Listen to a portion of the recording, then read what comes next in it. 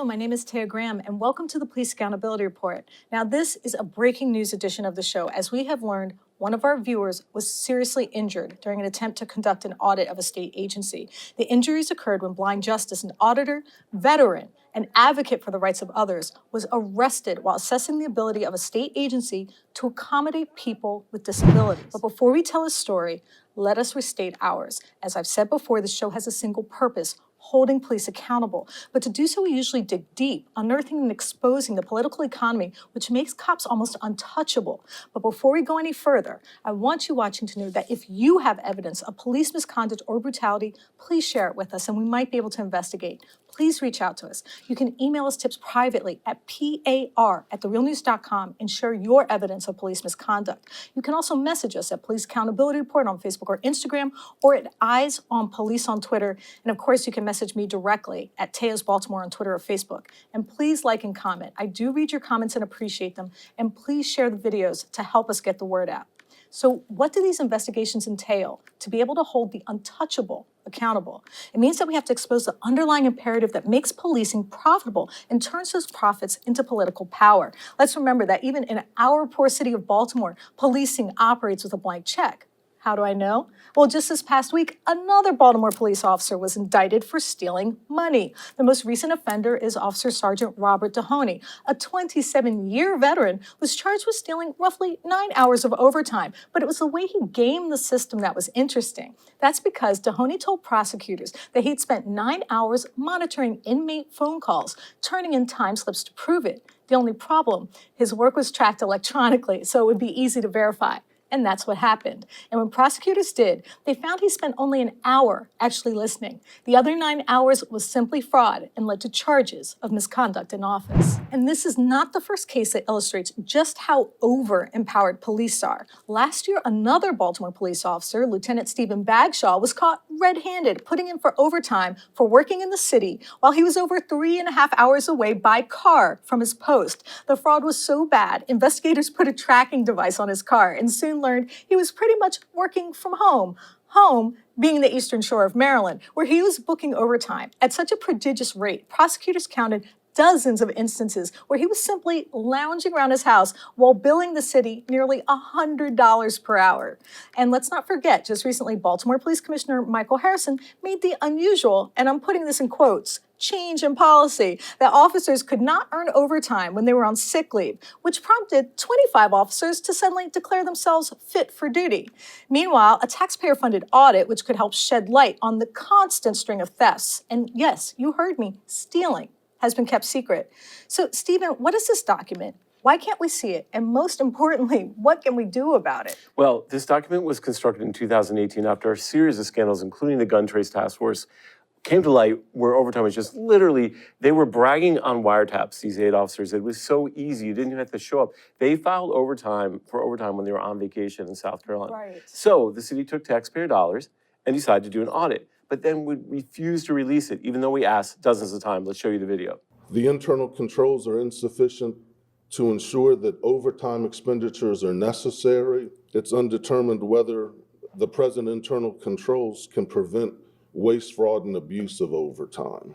So even though we asked and filed an MPI request, they refused to release it because, look, wait for this, it was considered to be attorney-client work product related to a lawsuit by the FOP, the Baltimore Police Union, that said Baltimore police officers were underpaid, that they were literally not making enough money, even while they had overshot the overtime budget by $30 million. So far, this document remains completely secret. Which brings me to our next guest, activist, auditor, and basic fighter for the preservation of constitutional rights, Blind Justice. We first spoke with Blind Justice last year after police in Aberdeen, Washington shot a homeless man, you're now seeing on the screen, who they said had a gun. Blind Justice was one of several activists who confronted police over this questionable shooting, a stance that cost him personally, as this veteran was harassed and almost arrested for protesting on the 4th of July. Last week, Blind Justice was in Guilford County, North Carolina, auditing the American with Disabilities Act, checking for compliance in a state office building. During his visit, Blind Justice was confronted by a security guard, a confrontation which turned violent. Let's watch. And you're without permission, or you are asked to leave or told to leave and you refuse. Is that right? Is my understanding of that right? Whatever it is you want to be. Well, I just want to understand what you're threatening. Like, if I'm you're not threatening you. Nobody's Are you gonna leave, sir? well, I'm trying to clarify. Are you gonna leave, yes or no? Absolutely. Yes, I will absolutely leave. Let's go. I'm just trying to clarify Because now I'm about what's to put going cuffs on. on you if you don't. Wait a minute. So you are going to use violence against me? I'm trying to clarify. Not violent. Like, taking away my freedom is absolutely violent. Sir, are you gonna leave right now or not? Whoa. Stop. What are you doing? Who are you? Stop. Who are you? Stop. Who are you? Stop. Who are you? Stop. Who are you? I don't know who you are. Stop. This is assault and battery. Stop. Help. Somebody help me. Stop. Ow, you're hurting me. Stop. Why are you doing this? Ah! What are you doing? What are you doing? What are you doing? Roll over now. Who are you? Who are you? And now, joining us via Skype is Blind Justice. Thank you so much for joining us. Hey, Taya, Stephen, thank you for having me. Yeah, thank you. Now, first, tell us where you were and what you were auditing at that moment. Well, I've been investigating Guilford County as a relator. It's under the False Claim Act. There's provision, I think it's called the QUETAM provision of the False Claim Act. Mm-hmm. So your segment prior to introducing me is talking about fraud, waste, and abuse. And that's what the False Claim Act is also covering. So the county has been reporting to the federal government that they've been in compliance with federal law, particularly the Americans with the Disabilities Act, or the ADA. And as I've been going to county buildings, I've been finding numerous ADA violations and bringing it to their attention. Some places I go, they recognize that, they rectify it, they put people to work to come into compliance. But Guilford County has doubled down at every turn until this last week, where they wanted to take it an extra step and cause bodily injury. Now, the American with Disabilities Act is very important to you. I think it's really personal for you. May I ask you about what disabilities you have? Yeah, so I have multiple brain injuries, and with that, there's the loss of vision. I have insomnia and long-term memory loss, chronic debilitating migraines that leave me unable to move or talk. Different injuries to neck and other joints like the knees and back. So I also know that you've suffered from post-traumatic stress. So I feel like the violence that you suffered makes this so much worse, knowing that you're a veteran with disabilities. Why do you think the security guard escalated this situation? It's a good question. Some of the viewers pointed out that it was the same guy in a different visit I had at a county building, I believe the courthouse right across the courtyard, and that in previous visits he's shown aggression and creeped up behind me, put gloves on. So I don't know if he has a personal vendetta or if he just decided that was the day he wanted to try to teach me a lesson. I don't know. Blind Justice, why do you continue to do this? Because it seems like the government is pushing back quite hard and putting you at personal risk. Why do you continue to audit these agencies to sort of monitor their compliance? Yeah, so to clarify, I've never identified myself as an auditor. Some people like to attribute that title. I do believe it's important to hold the government accountable, especially since they're funded with theft. They steal from the people, and the people don't really get a say in what they do with the money, as you guys have pointed out in this segment. And then they even steal within what they're reporting they're allowed to take. So I check up on particularly the disability side of things, making sure that everyone has equal access. And if they're willing to violate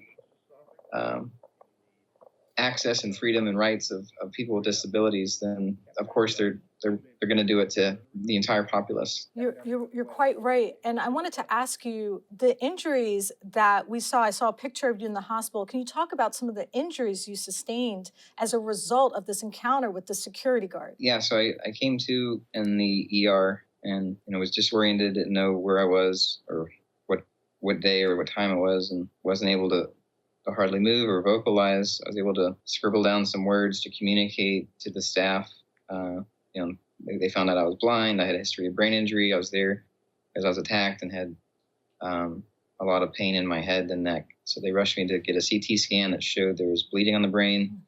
And then they transferred me to a larger hospital, trauma hospital, with a bigger neurology department. They did other brain scans to verify that.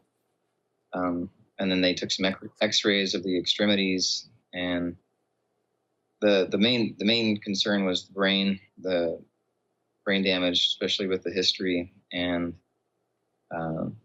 when there's abrasions up and down my arms and legs, and some bruises on my chest, and some muscle soreness, maybe some